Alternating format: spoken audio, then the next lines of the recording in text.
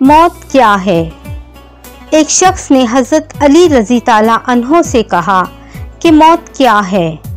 हज़रत अली रज़ी ताला अन्हो ने फरमाया, अगर मैं तुझे हकीकत बताऊं मौत क्या है तो तुम्हें यकीन नहीं होगा। उस शख्स ने कहा, आप बताएं, मैं करूंगा यकीन। हज़रत अली रज़ी ताला अन्हो ने फरमाया, सुनो, मौत ज़िंदगी है। ये बात सुनकर वो शख्स पहले खामोश हो गया। उसने कहा, ये कैसे हो सकता है? इंसान की मौत इंसान की ज़िंदगी हो? हज़रत अली रज़ी ताला अन्हो ने फरमाया, अच्छा मुझे बता, जब तुम पैदा हुए थे किस हालत में थे?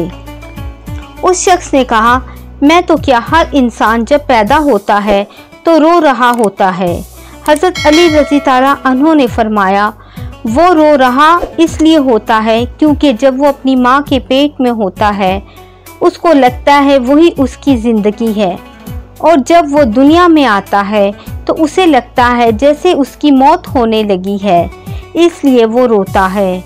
और जब इंसान दुनिया से जाता है तो लोग रोते हैं कि उसकी मौत हो गई, मगर हकीकत में तो वो अपनी असल ज़िंदगी की तरफ जा रहा होता है। सुभान अल्लाह।